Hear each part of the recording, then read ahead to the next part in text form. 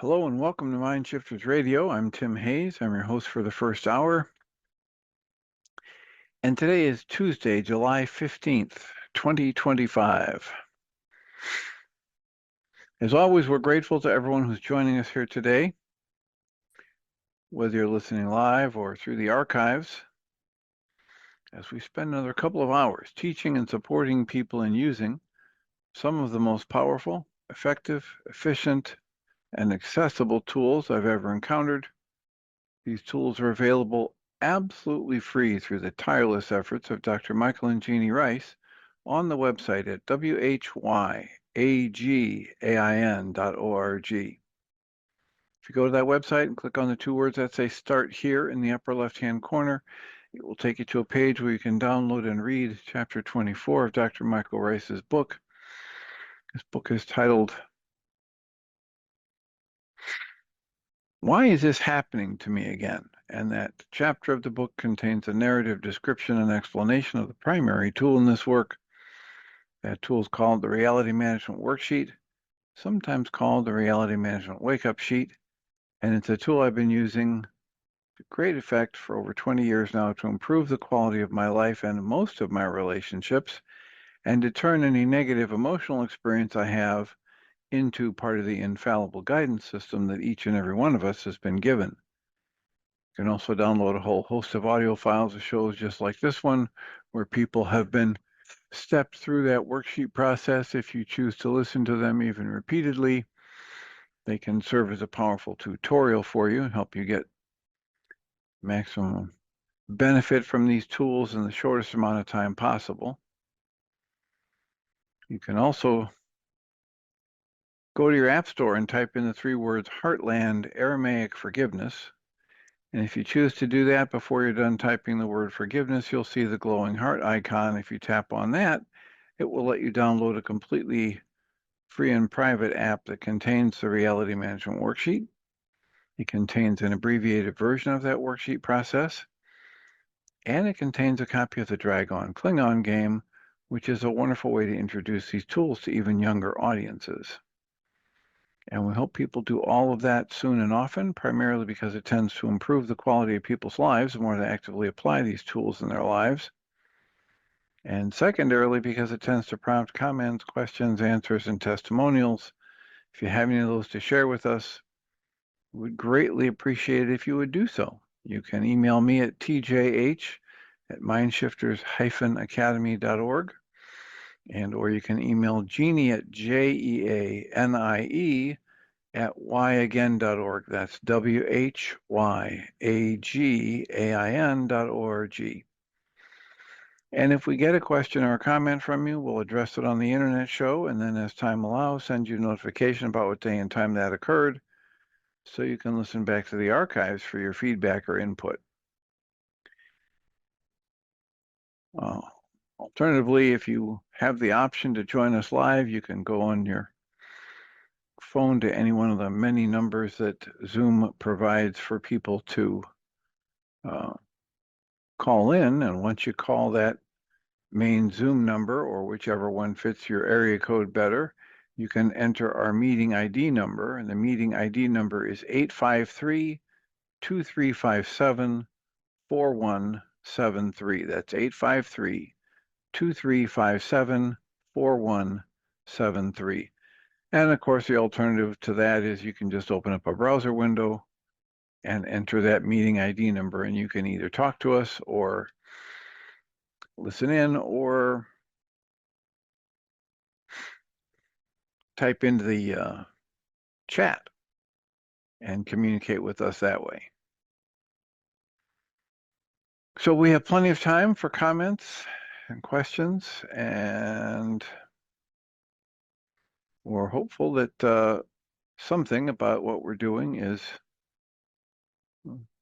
landing well for you, or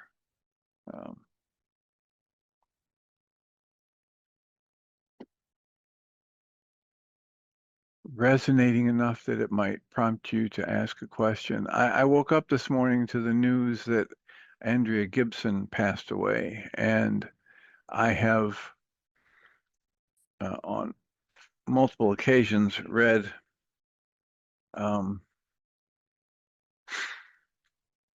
different bits of her poetry or spoken word pieces, and read them on the internet show. I've shared them in the support group. Um, they were just a way, they had a powerful poetic voice that spoke to me and spoke to me about a lot of um, the deep issues in life. And if you check it out, you'll find that Andrea had uh, written a piece titled "Love Letter from the Afterlife," and you can find it on YouTube where they were reciting it to their beloved in the with the cameras rolling, and it's really a moving piece that she was able to share with their partner before they dropped the body. So um, there have been a lot of different quotes over the years where people uh, try to comfort their loved ones, or they write about comforting their loved ones after they're gone. Um, this one from Andrea Gibson was titled "Love Letter from the Afterlife." And she writes, "My love, I was so wrong. Dying is the opposite of leaving. When I left my body, I did not go away. That portal of light was not a portal to elsewhere, but a portal to here. I am more here than I ever was before.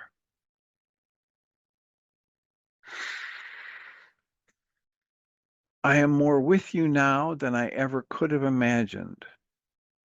So I'm so close you look past me when wondering where I am. It's okay. I know that to be human is to be farsighted. Yet feel me now, walking the chambers of your heart, pressing my palms to the soft walls of your living. Why did no one tell us that to die is to be reincarnated in those we love while they are still alive? Ask me of the altitude of heaven, and I'll answer, well, how tall are you? In my back pocket is a love note with every word you wish you had said. At night, I sit ecstatic at the loom, weaving forgiveness into your worldly regrets. All day, I listen to the radio of your memories. Yes, I know every secret you thought was too dark to tell me. And I love you more for everything you feared might make me love you less. When you cry, I guide your tears toward the garden of kisses I once planted on your cheek, so you know they're all perennials. Forgive me for not being able to weep with you. One day you will understand. One day you will know why I read the poetry of your grief to those waiting to be born, and that they are all the more excited. There is nothing I want for now that we are so close. I open the curtain of your eyelids with my own smile every morning. I wish you could see the beauty your spirit is right now making of your pain, your deep-seated fears playing musical chairs, laughing about how real they are not. My love, I want to sing it through the rafters of your bones. Dying is the opposite of leaving. I want to echo it through the corridor of your temples. I am more with you than I ever was before. Do you understand? It was me who beckoned the stranger who caught you in her arms when you forgot not to order for two at the coffee shop. It was me who was up all night gathering sunflowers into your chest the last day you feared you would never again wake up feeling lighthearted. It's hard to believe. I know it's hard to believe, but I promise it's the truth. I promise one day you will say it too. You'll say, wow, I can't believe I ever thought I could lose you. I can't believe I ever believed all this nonsense. Can't believe I ever thought we were separate. That's the reading of Andrea Gibson's piece, Love Letter from the Afterlife. And I'll leave a moment here of quiet reflection, and people can tell me, what are your thoughts? Had you heard about the passing of Andrea Gibson? Do you know who Andrea Gibson is? Have you read her poetry or spoken word pieces, or do you own one of her books or their books? They prefer the they, them pronouns.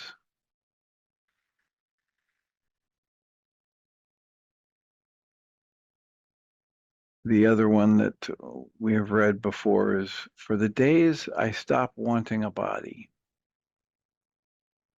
And when Andrea was dedicating this, Andrea writes, if you've ever been grievously ill or incapacitated or cursed your fate and your body, then this poem is for you.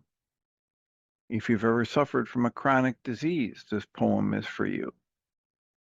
If you've ever been near death or been with a beloved who is and bounced back, this poem is for you.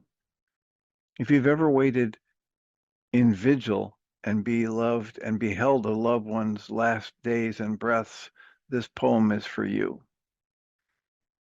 If you've ever wondered and remained mystified by questions of mind and body, mortality and immortality, earth and the heavens, this poem is for you. If you've ever looked slightly askance or never even heard of, quote, spoken word poetry, close quotes, this poem is for you as well.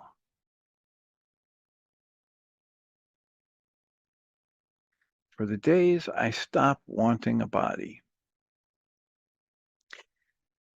Imagine when a human dies, the soul misses the body, actually grieves the loss of its hands and all they could hold, misses the throat closing shy, reading out loud on the first day of school. Imagine the soul misses the stubbed toe, the loose tooth, the funny bone. The soul still asks, why does the funny bone do that? It's just weird. Imagine the soul misses the thirsty garden cheeks watered by grief, misses how the body could sleep through a dream. What else could sleep through a dream? What else can laugh? What else can wrinkle the smile's autograph? Imagine the soul misses each falling eyelash waiting to be wished, misses the wrist screaming away the blade. The soul misses the lisp, the stutter, the limp. The soul misses the holy bruise, blue from that army of blood rushing to the wound's side. When a human dies, the soul searches the universe for something blushing, something shaking in the cold, something that scars. The soul sweeps the universe for patience worn thin, the last nerve fighting for its life, the voice box aching to be heard.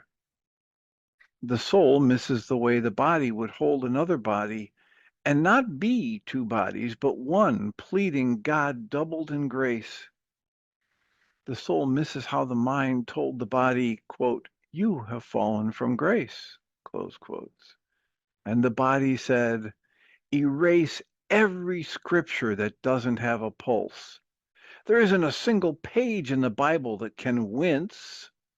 that can clumsy, that can freckle, that can hunger. Imagine the soul misses hunger.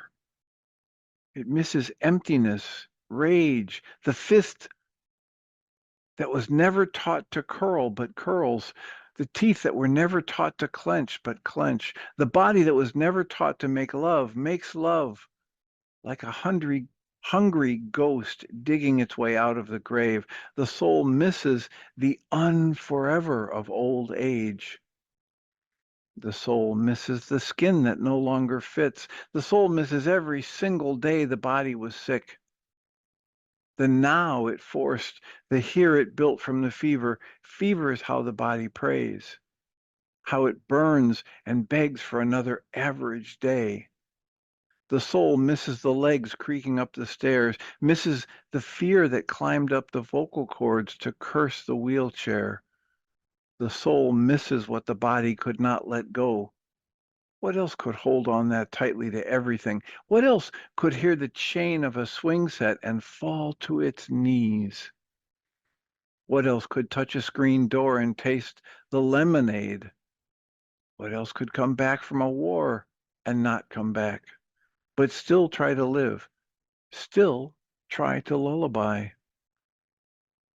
When a human dies, the soul moves through the universe, trying to describe how a body trembles when it's lost, how it softens when it's safe, how a wound would heal given nothing but time.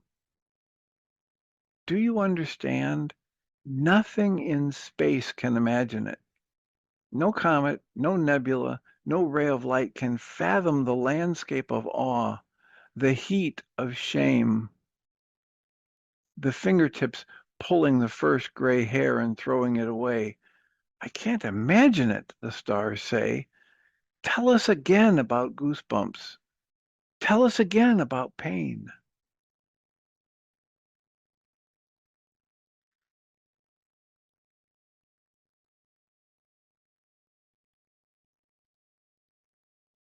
Andrea Gibson, no longer in the body.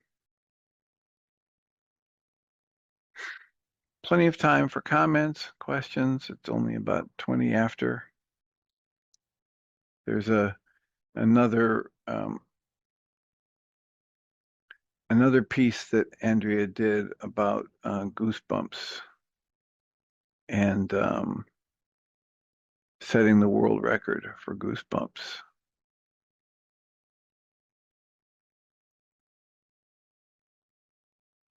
And I'm going to see if nobody opens up a microphone to say anything. I'm going to see if, Hi, Dr. Tim.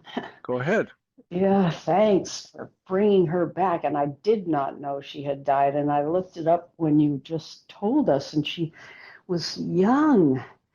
So she must have had some health problems for a long time if she talks that way about a wheelchair and feeling lame and all. And of course, those poems are the most accessible. I've never really read a whole lot of poems because they're too hard. I have to work too hard to understand them. These aren't like that at all. What an amazing mind she has to connect the things she connects. Anyway, just wanted to say how much I appreciate your reading them. Thanks for doing that. And it also brings up the question Michael Rice often talks about illness being an error, or, like Christian Scientists, a thought error, or uh, negative things getting through because we didn't do enough wake up sheets or something. I just don't, sometimes I think we get sick because that's what we do, and there isn't any reason at all. Well, and the Course in Miracles says quite very clearly, you're going to give this moment all the meaning it has for you. And so maybe that's the meaning you give it. And maybe someone like Dr. Michael Rice finds that his giving his life this meaning of he's going to have to work to try and save this physical body and never let it die because it's an eternal energy system, etc. If that gives his life meaning and it helps him have a better experience of life, then great.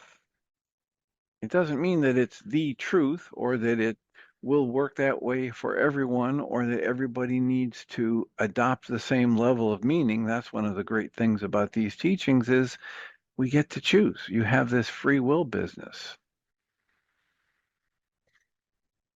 And we get to learn and grow, right? I mean the other spoken word piece from Andrea Gibson that I was going to read was the one acceptance speech after setting the world record in Goosebumps.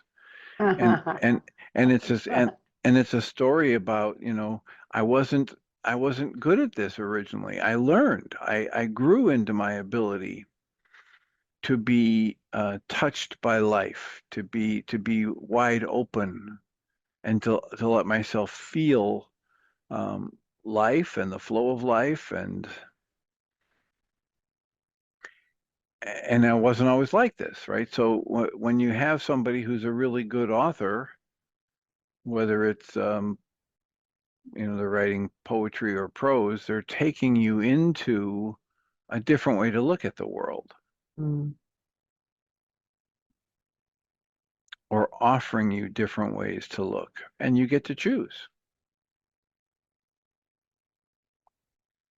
I had the pleasure this morning of interviewing Marcella Pixley Oh.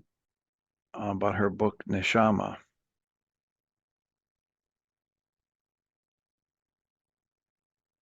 And it's just we we we touched on the fact that Andrea Gibson passed away yesterday, and since Neshama is a book that's written in verse, Mm.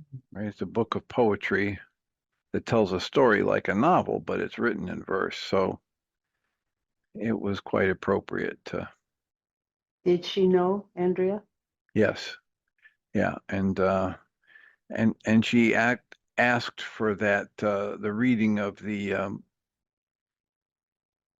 love letter from the afterlife because she Mm. had seen the video of Andrea reading that to their partner. Oh. Mm. And Andrea has a book titled "You Better Be Lightning," and I got that book a few years ago, and that's that's the book where I found the acceptance speech after setting the world record in Goosebumps.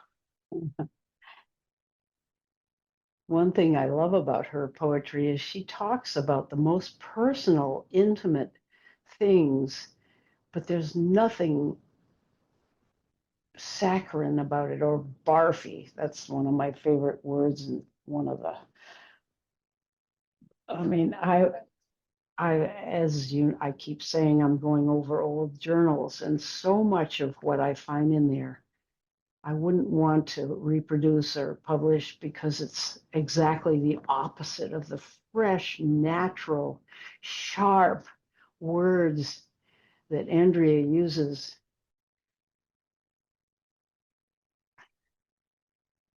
She can go anywhere with those words without any danger of being unacceptably saccharine. It's just amazing how she can do that. Anyway, I'll mute Yeah, it's myself because it's it's kind of the flow and then the natural. I mean, there are certain people who, when I'm around them or listening to them or watching them or reading their words, I get this echo of this. Um,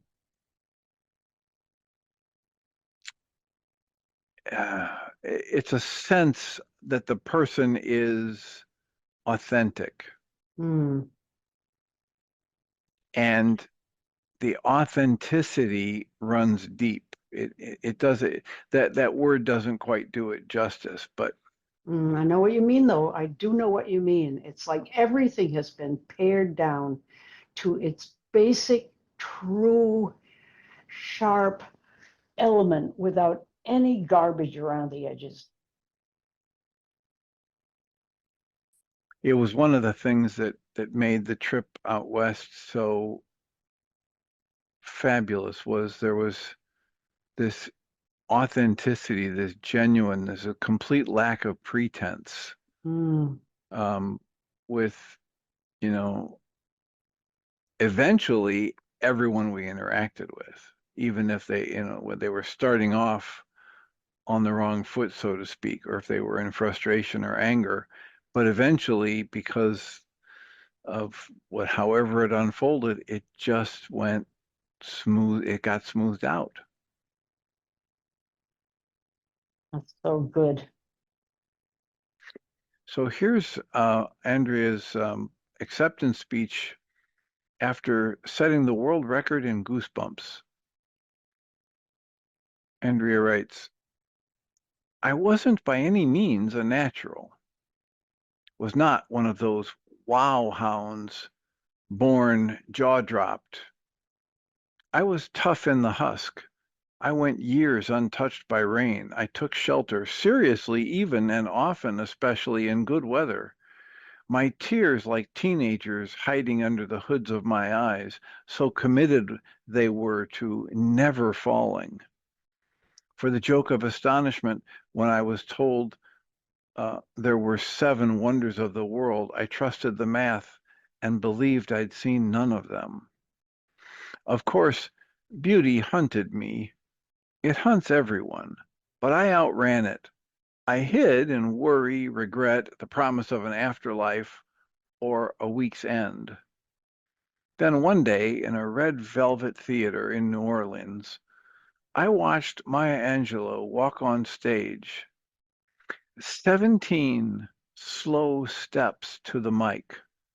She took a breath before speaking, and I could hear God being born in that breath. My every pore reached out like a hand, pointing to the first unsinkable lotus in the bayou of the universe. I'd never felt anything like it. I searched the encyclopedia for the feeling's name when I got home. Quote, goosebumps, close quotes. Afterward, I thought, I can do this. I started training morning till night, crowbar swinging like a pendulum at the wall of my chest, tore the caution tape off my life, and let everything touch it. Allen Iverson on the television in his first season with the Sixers, crossover sharp as a V of sparrows flying through a paint like Michelangelo's brush. 333 goosebumps. My baby sister, sober for the first time in 13 years, calling to tell me she just noticed our mother's eyes are green. 505 goosebumps. One day, my friend scored tickets to a Prince concert, tiny venue. I was right behind the sound booth. Prince's entire band that evening, women. At the end of the show, the sound person turned around and whispered, quote, he didn't play a song on his set list the whole night, close quotes. Well, I live on stages. I know what it's like to scratch a plan, but not the whole trip and still arrive to your destination 200 years before their time. 421 artists formerly known as Goosebumps. But that's just the fancy stuff. Some of them came from simple facts, like it rains diamonds on Jupiter, 189 goosebumps. Blood donors in Sweden receive a thank you message when their blood is used, 301 Nordic goosebumps. One night in Ann Arbor, my friend, still undiagnosed, could not uncurl her fingers to strum her guitar. So she sang the chords instead. It was the first time In my life, I'd seen pain become an instrument. 10 dozen goosebumps. For each and every note plucked from the string section of her refusal to silence her dream, after that, nothing in the world was gray. Even the movie of my past was released in color. The oldest man in my hometown could not get to the door to listen to our carols, so we went inside and sang at his bedside instead. 24 boots on the front step, catching snowflakes with their tongues. 776 goosebumps. At one point, everything started doing it. A sincere apology, 221 goosebumps. An enemy's love poem, 222 goosebumps. The moon rising over the Continental Divide. My girlfriend and I thought it was a car driving off a cliff, and suddenly nothing in the world was dying. Have you ever felt that?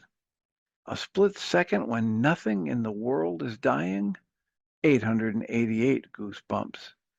And the next day I sharpened a tiny axe so I could split the seconds myself.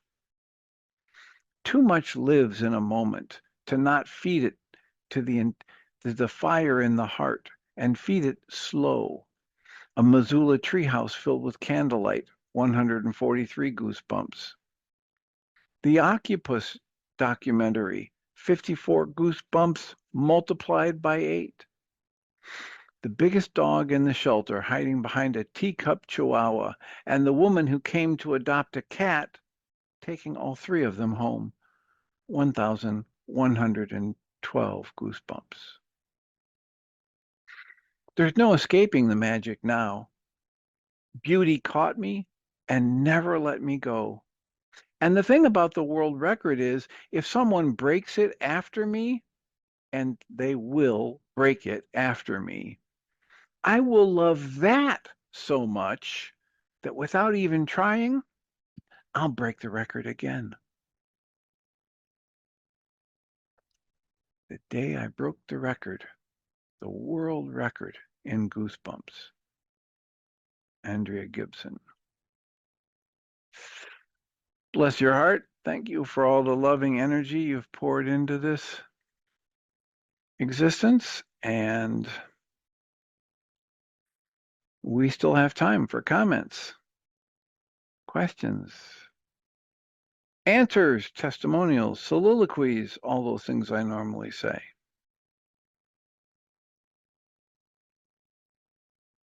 We've got almost a half an hour left. And I have the potential to go back to the reading from Christian Sundberg.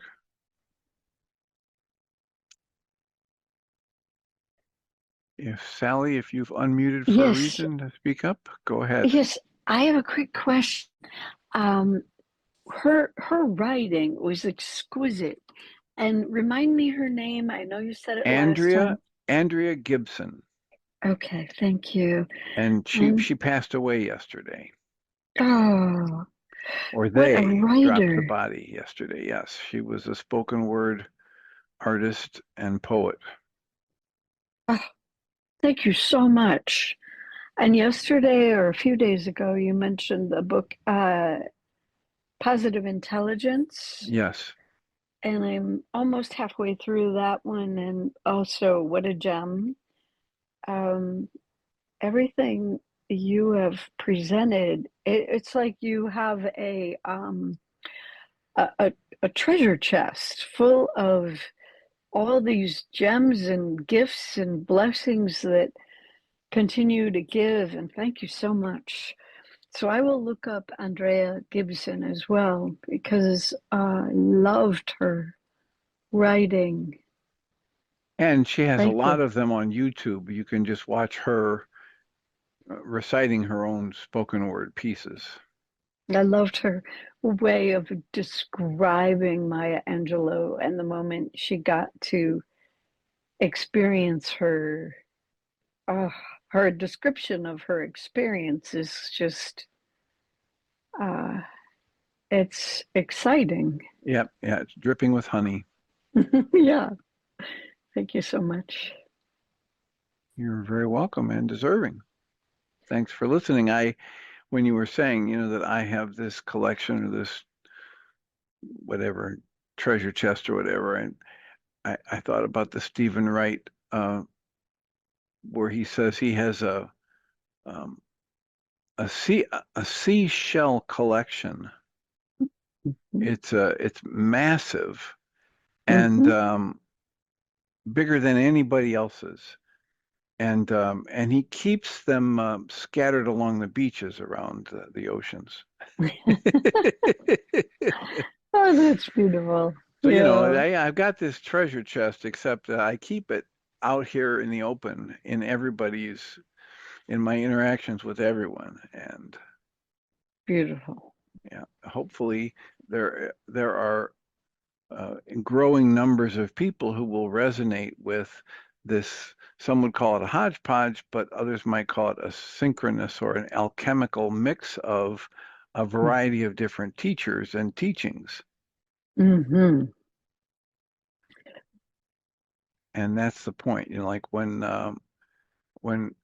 Shirzad Shamin starts talking about uh, the fundamental dynamics in his book, Positive Intelligence, it is Mm-hmm. just so much like what Michael Singer observes and what Michael Mm-hmm. Rice observes and what Mm-hmm. Dale Allen Hoffman observes. And so it's just one more way to talk about it with his jargon or his Mm-hmm. label for your he would call, instead of saying tap into the Ruka Dakucha or the Holy Spirit, he would say tap into your inner sage. Yes. But it's all the same stuff and all the Mm-hmm. dynamics that go along with that, the dynamics of choice and free will um, and the wonderful overlap between um, that work and what Dick Schwartz talks about with the 8 C's Mm-hmm. Yeah. for the internal family systems work. Mm-hmm. It's interesting. I had also come up with 7 C's that I was using in some workshop that I was doing. And when Dick Schwartz came up with his 8 C's, I'm like, that's copying. And Yeah, then I but laughed. yeah, pretty Everything's much everything is copying. copying. That's right. Yeah. Exactly.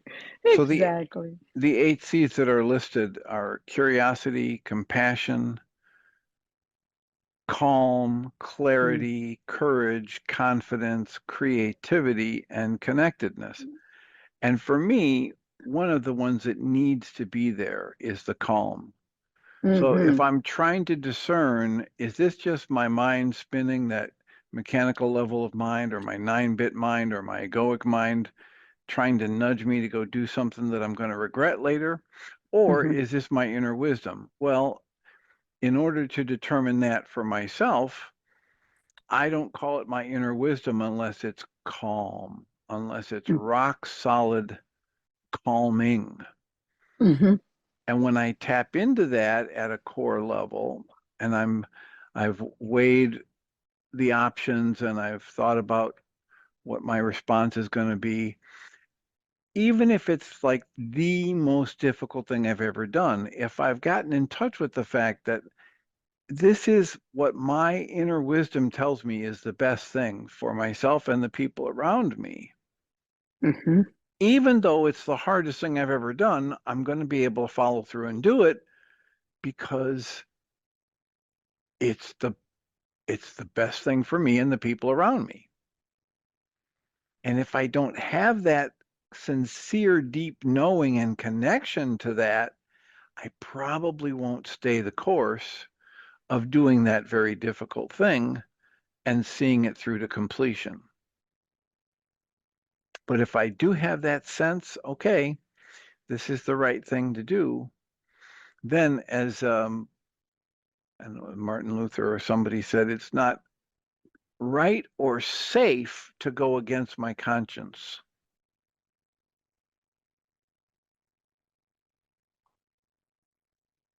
not right or safe to go against my conscience.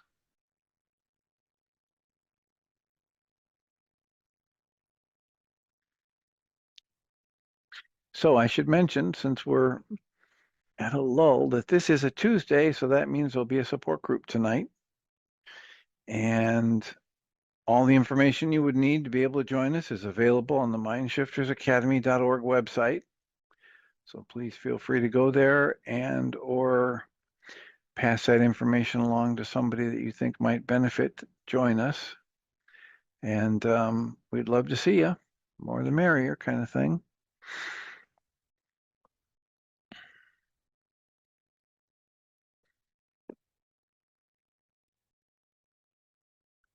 Well, if no one has any other comment or question, and no one has a favorite poem or poet that they want to share with us in honor of Andrea Gibson's passing, I've signed up for another of those, David White. I think he does 3 Sundays a month. And I will probably make some of that available to the support group in the next couple of weeks. But since no one has a hand up, yes, go ahead.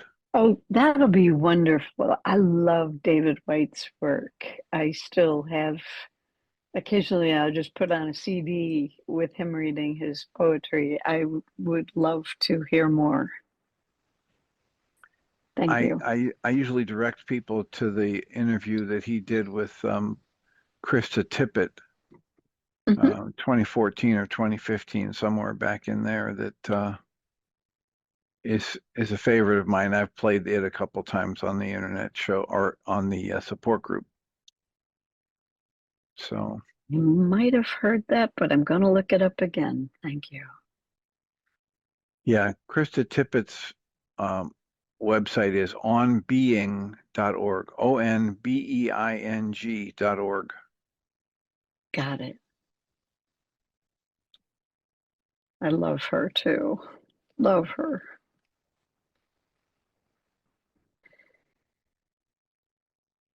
Anything else? No, beautiful. I thought you had said you had been reading from something. I know last I remember you were finishing up Christian Sundberg's book. We're still reading that. Oh, he's good. He's in the 3rd section. We are in the 3rd section reading what he's listing as questions and answers. Perfect. And I'll just return to that since nobody else has a hand up, but feel free to unmute if you have a question or a comment. Thank you. This question is, isn't even love done ultimately for selfish motivations? Isn't everything humans do ultimately selfish?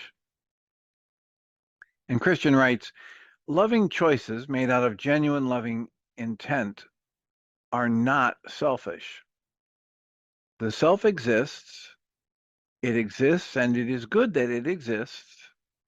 And put another way, the self is what is. That self is far more than just a local, apparently separate human personality. It's more than your thoughts about yourself. It's more than your negative judgments. It's more than your history of trauma. It's the capital S, right? The big self, the part of your mind that's connected to the one mind or the Christ mind, etc. It is far more than any separate human personality. And so, love and service of the whole, capital WHOLE, and, excuse me, and service of all other parts of the whole. Anything that serves the whole serves all that is, and it is not selfish. The part can serve the other or the whole with true altruism and no need or any desire for any reward whatsoever. And the self that can do that even as the other is actually another part of itself. in ways that we can't yet wrap our mind around, we are all connected.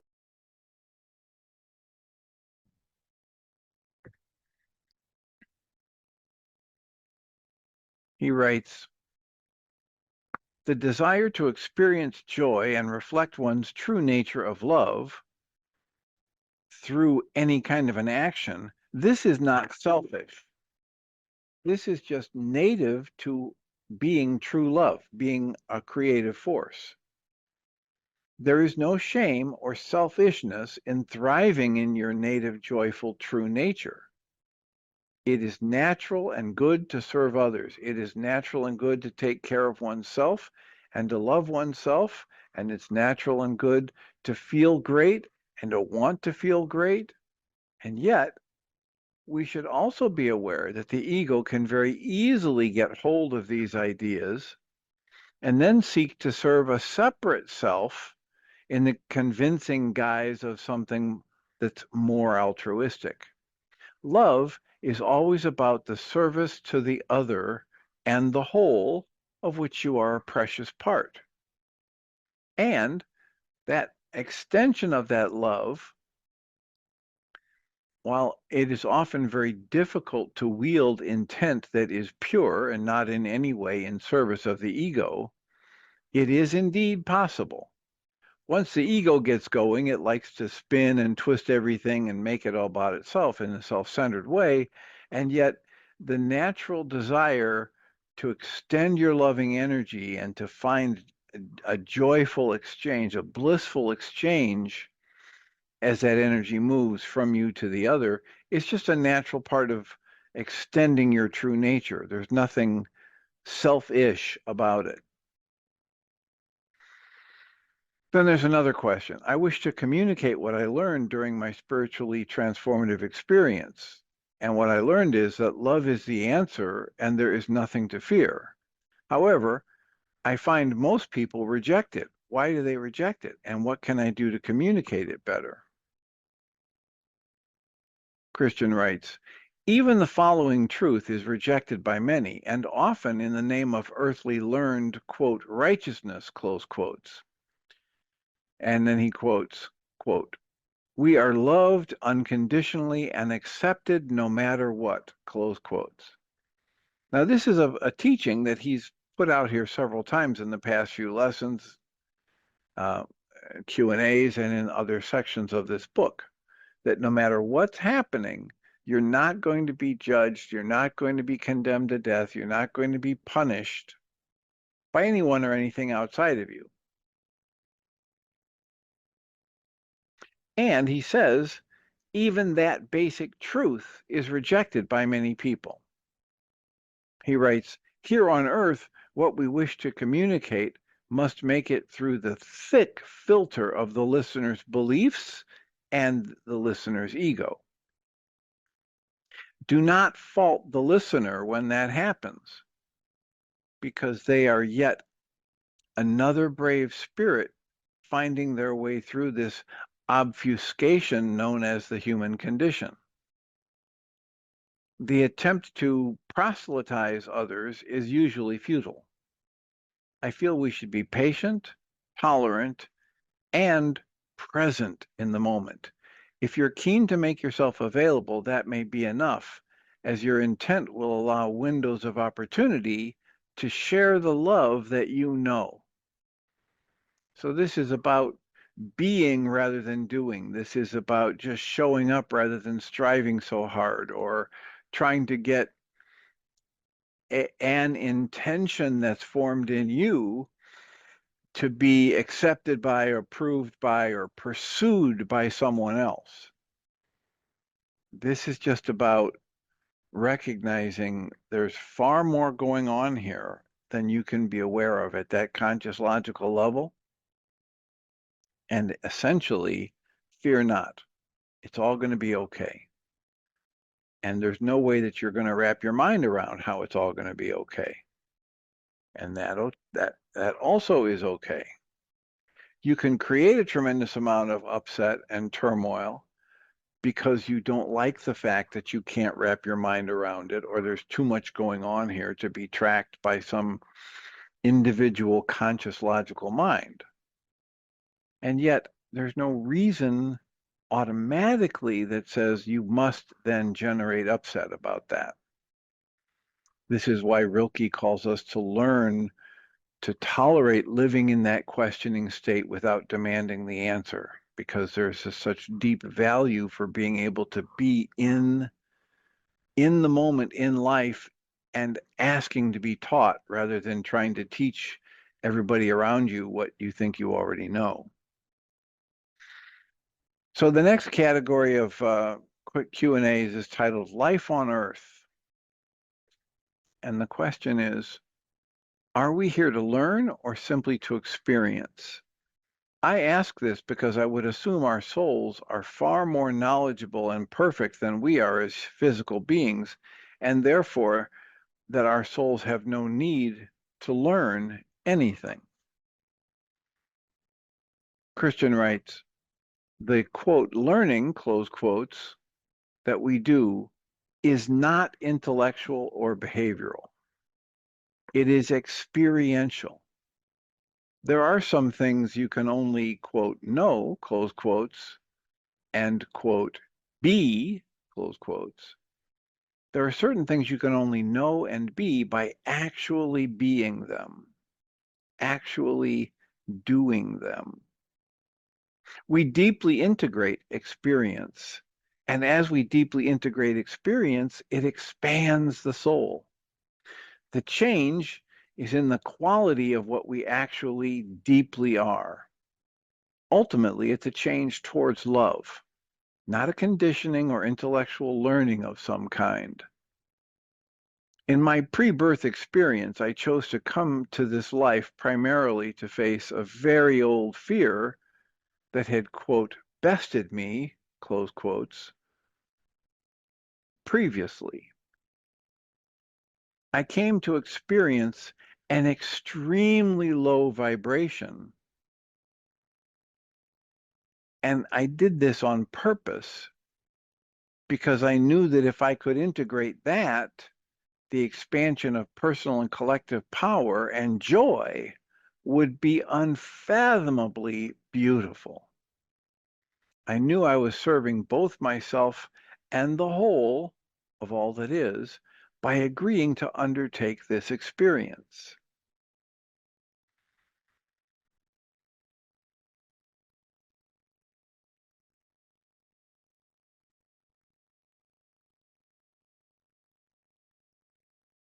So I think that's where I'm going to end, because as I look at the next couple questions, they seem longer than I can read both the question and his answer in a reasonable time. So that's all we'll read for today, and we will remind people that I'm wide open. If you've got a favorite Andrea Gibson spoken word piece or a favorite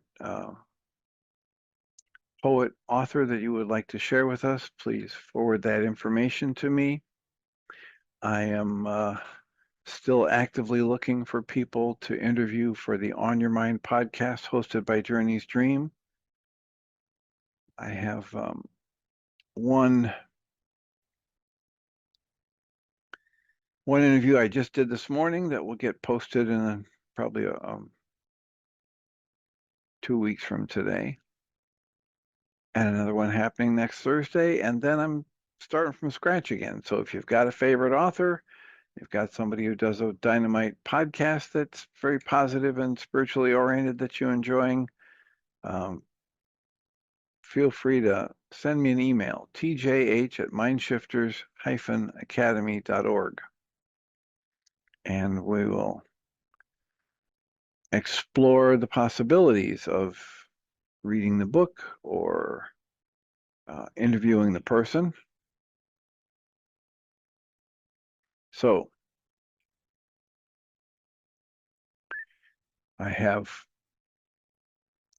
hopes that you'll choose to join us tonight or send a friend. I believe we have 2 or 3 more of the Guy Finley Talks in the Pines talks to play in our support groups. And of course, a wealth of Guy Finley talks. And he's started doing new ones again on Sundays. So I'll let that be enough for today. I will thank you all for being here. I will remind us all that we come from love. We're made of the stuff we call love. We actually are love, and everything